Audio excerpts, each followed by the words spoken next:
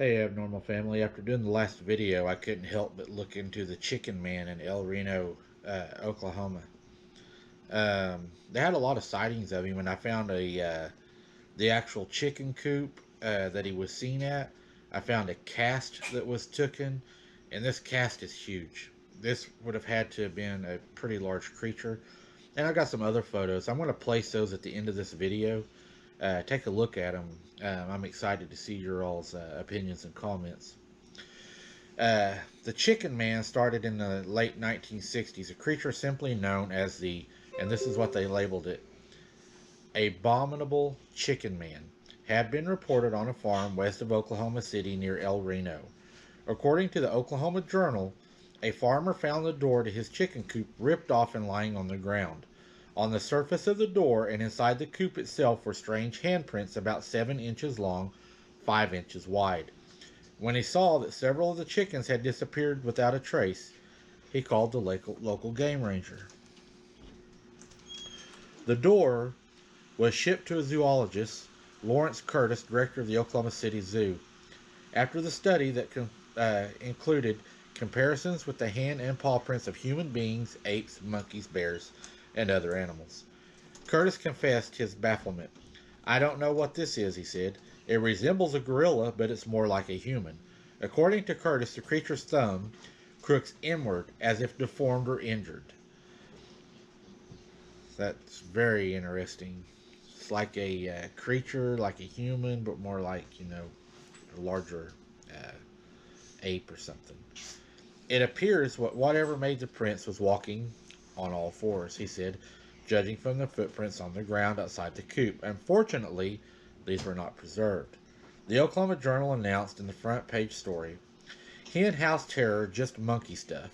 Staff writer Jane Berryman wrote that Howard Dreesen, who operated a sawmill in Calumet, 13 miles west of El Reno, had seen what he thought was a chimpanzee in the woods several times and tried unsuccessfully to catch it.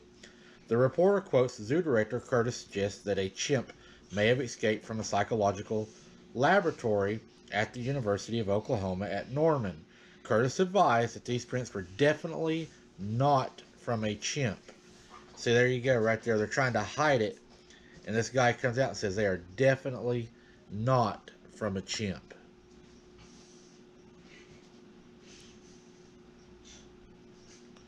Let me see here where was that.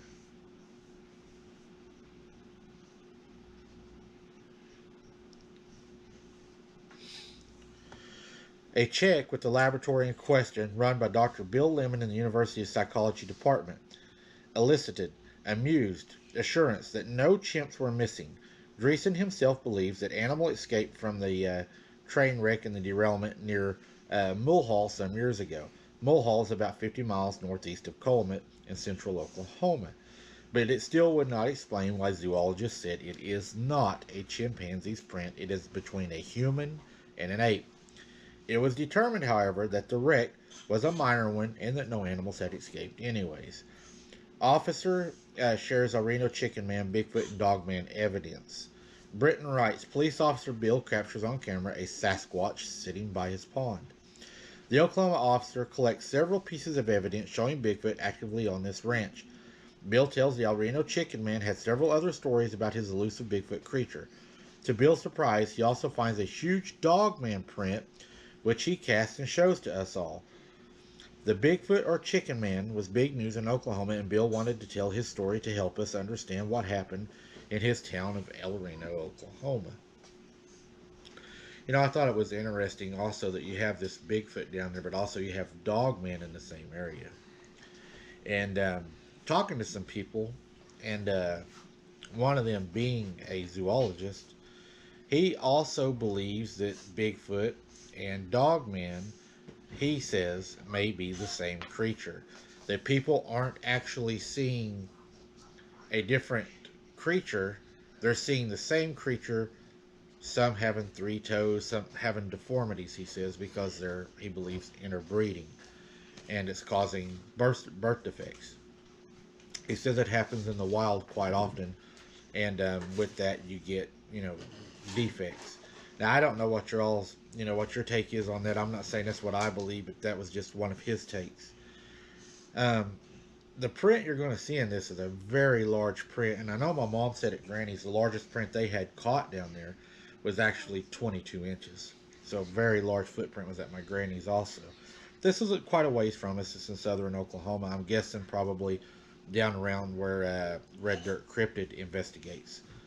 Um, the chicken coop, I have the picture of the chicken coop and some other things I wanted to share at the end of this video. But it just goes to show you how large these creatures are, and they also move on all fours. Can you imagine the speed that they would be able to gain moving across country on all fours? I mean, if they're fast, bipedal, imagine dropping to all fours.